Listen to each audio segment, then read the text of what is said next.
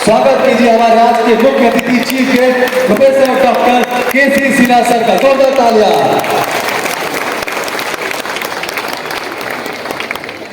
Thank you. आज हिंदुस्तान प्रतिभा सम्मान के शुभ अवसर पर यहाँ मंच पर उपस्थित एमआईटी यूनिवर्सिटी पटना के माननीय कुलपति प्रोफेसर प्रतिभा का भंडार मानते हैं। खनिज संपदा तो नहीं है, न के बराबर है, लेकिन सब लोग कहते हैं कि बिहार प्रतिभा का भंडार है। बिहार के बच्चे जहाँ भी जाते हैं अपना परचम लहराते हैं। हम लोग देखते हैं कि बिहार के बच्चे दिल्ली जाते हैं, कोटा जाते हैं या और कहीं जाते हैं, छोटे से कमरे में रह करके तैयारी करते हैं और अपना खाना बहुत लोग खुद भी बना करके।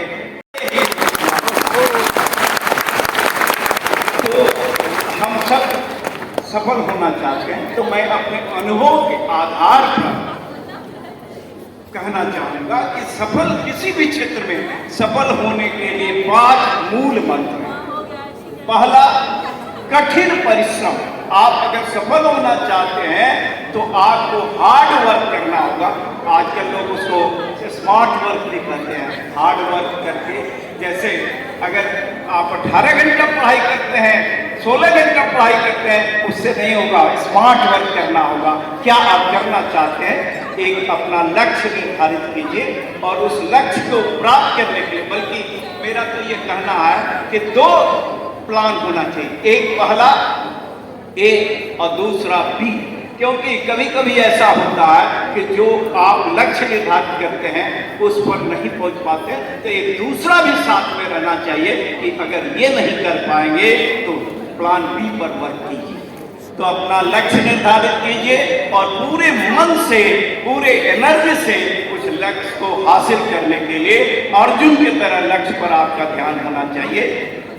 निश्चित रूप से आप अपने लक्ष्य को प्राप्त करें। दूसरा मूल मंत्र है पक्का इरादा, आत्मविश्वास और पक्का इरादा। पक्का इरादा बहुत बड़ी चीज होती है। एक बार आप इरादा कर लीजिए कि नहीं, जब दूसरे कर सकते हैं तो हम क्यों नहीं कर सकते हैं। आप में वो सब कुछ है कि जो आप अपना इरादा कर लीजिएगा कि हम इंजीनियर बनना चाहते हैं, हम डॉक्टर बनना चाहते हैं, हम प्रशासनिक पदाधिकारी बनना चाहते हैं, हम स्पोर्ट्स में अच्छा करना चाहते हैं, संगीत में अच्छा। आप अपने रुचि का क्षेत्र चुनिए, क्योंकि अपने इंटरेस्ट के क्षेत्र में आप जाइएगा तो आप एक्सेल कीजिएगा, आप अच्छा कीजिएगा। और किसी क्षेत्र में अच्छा करने वाले अपने जीवन में सफल होते हैं। इसलिए आपका जिसमें इंटरेस्ट हो उसमें आप डिसाइड कर लीजिए कि यही हमारा लक्ष्य है। तो आत्मविश्वास और पक्का इरादा। और कहते ही हैं लोग कि कौन कहता है कि आसमां में सुराख नहीं हो सकता, जरा तबीयत से एक पत्थर तो उछालो यार। तो तबीयत से पत्थर उछालिए, आप निश्चित रूप से सफल होंगे। तीसरा मूल मंत्र है सही मार्गदर्शक। और यही भूमिका आ जाती है आपका मार्गदर्शक आपके पेरेंट्स हो सकते हैं, आपके सीनियर्स हो सकते हैं, और सबसे अच्छा मार्गदर्शक तो आपके शिक्षक होते हैं। क्योंकि शिक्षक आपके कमियों को जानता है और आपके खूबियों को पहचानता है, तो आपके कमियों को दूर करने का रास्ता बताएगा और आपके खूबियों को और अधिक निखारने का उपाय बताएगा। शिक्षक की भूमिका बहुत महत्वपूर्ण होती है। जैसा वाइस चांसलर साहब, honourable vice chancellor Pandey ji कह रहे थे, मेरा भी यह मानना है कि शिक्षकों की भूमिका बहुत महत्वपूर्ण होती है।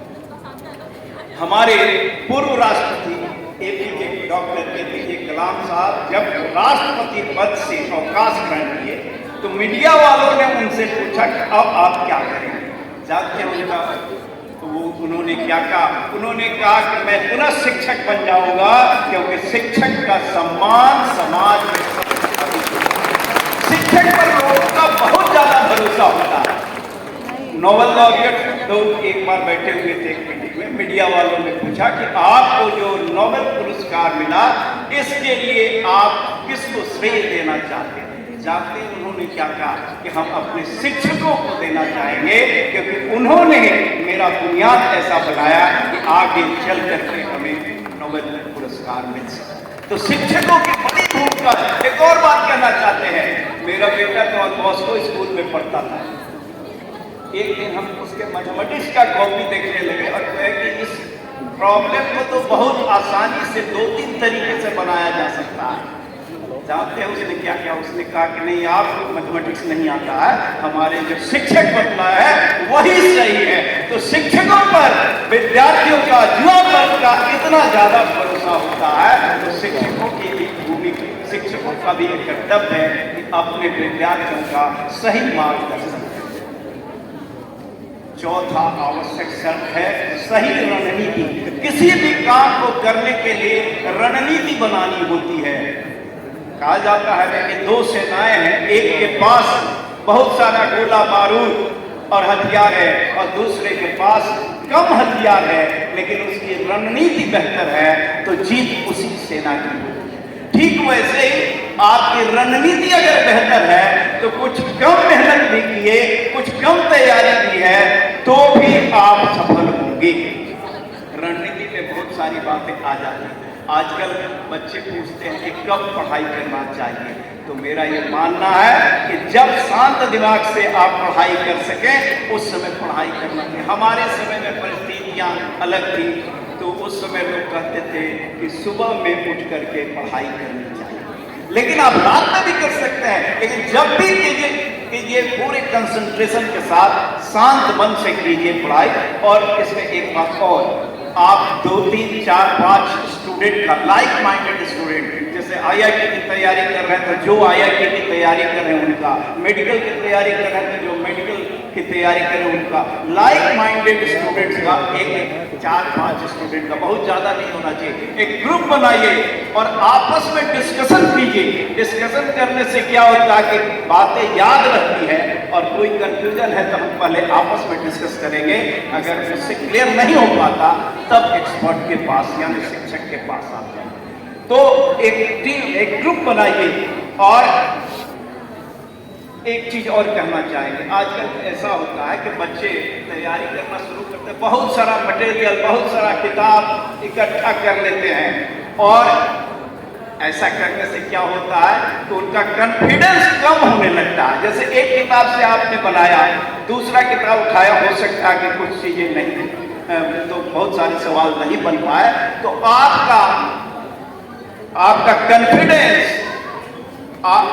कॉन्फिडेंस कम होने लगता है। तो मेरा ये कहना है कि स्तरीय स्टैंडर्ड किताब एक से तैयारी कीजिए और किसी इंस्टीट्यूशन का या किसी गाइड बुक या किसी इंस्टीट्यूशन का मटेरियल एक ही रखिए। ये 2 चीज, स्टैंडर्ड बुक और किसी एक अच्छे इंस्टीट्यूशन का मटेरियल जो निकलता है आजकल उसको रखिए और इन दोनों से बार बार बनाइए, बार बार तैयारी कीजिए। इससे आपका कॉन्फिडेंस बढ़ेगा और निश्चित रूप से आप अच्छा कर पाएंगे। तो इन सब बातों पर आप स्ट्रेटजी के रूप में कर सकते हैं और कभी भी दूसरे से कंपेयर नहीं करना चाहिए। आपका प्रतिभा अलग है, आप हर एक बच्चे में कोई न कोई प्रतिभा छिपी रहती है, तो अलग अलग कंपेयर करने की जरूरत नहीं है। और 5वां आवश्यक मूल मंत्र, 5वां मूल मंत्र है कि जब समय आए, वक्त आवे, तो अपने ज्ञान का, अपने ऊर्जा का, अपने पोटेंशियल का कूल माइंड से उपयोग करना चाहिए। जैसे आपकी तैयारी जो भी हो, बच्चे कहते हैं कि हमारी तैयारी तो 70% ही है, हम कैसे कर पाएंगे। 70% भी तैयारी अगर अच्छी है, आत्मविश्वास अगर आप में है, पक्का इरादा है, तो आप अच्छा कर सकते हैं, क्योंकि आप कूल माइंड से अपने ज्ञान का सही यूज एग्जामिनेशन हॉल में कीजिए। तो ये बहुत जरूरी है। और कोशिश एक बार करने पर, कभी कभी ऐसा होता है कि एक बार करने पर सक्सेस नहीं हो पाता, फिर दोबारा दूसरा अटेम्प्ट भी लीजिए, क्योंकि हरिवंश राय बच्चन साहब तो कही गए हैं कि असफलता एक चुनौती है, स्वीकार करो, क्या कमी रह गया सुधार करो, कमी को सुधार कीजिए और फिर प्रयास कीजिए, निश्चित रूप से आप सफल होंगे। तो और ये तो आपका पहला पड़ाव है। जो 10th किए हैं उनके लिए 2 वर्ष का समय बहुत ही महत्वपूर्ण है। यहीं से तो ये आपके जीवन का टर्निंग पॉइंट होता है।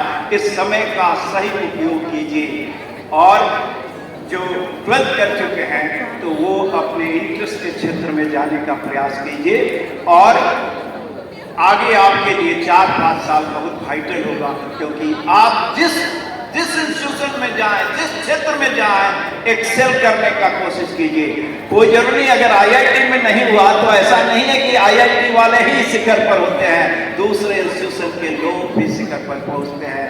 आप जहां भी जाएं एक्सेल करने का कोशिश कीजिए। और हमें कहना चाहेंगे कि आपका अभी शुरुआत है, आगे आपको बहुत कुछ करना है। तो लोग कहते हैं ना कि नापी है मुट्ठी भर जमी आपने, नापने को पूरा आसमां अभी बाकी है। आपके लिए तो पूरा आसमां बाकी है। और किसी व्यक्ति की सफलता का आकलन इस चीज से नहीं होता है कि वह कहां पर पहुंचा है, बल्कि इस चीज से होना चाहिए कि कहां से चला था और कहां पर पहुंचा है, इससे होनी चाहिए। तो बिहारी लोग कठिन परिश्रमी होते हैं, पक्का इरादा भी उनका होगा। बिहारियों के इरादा से का लोहा सब लोग मानते हैं। तो कठिन परिश्रमी पक्का इरादा वाले तो आप ही हैं। आप पूरे मन से प्रयास कीजिए, पढ़ाई कीजिए और कितना घंटा जोड़ करके पढ़ाई नहीं करना है, कूल माइंड से आप 8 घंटा रेगुलर दिन पढ़ाई करते हैं तो आप सफल होंगे। रेगुलर होना चाहिए, ये बहुत आवश्यक है। और इन्हीं शब्दों के साथ मैं पुनः हिंदुस्तान परिवार के लोगों को और इस कार्यक्रम को आयोजित करने वाले हैं उनको बधाई देता हूँ, धन्यवाद देता हूँ कि उन्होंने इस तरह के कार्यक्रम का आयोजन किया। अब फिर कहेंगे कि हिंदुस्तान समाचार ही पहली बार बिहार में इस तरह के कार्यक्रम का शुरुआत किया था। Thank you very much.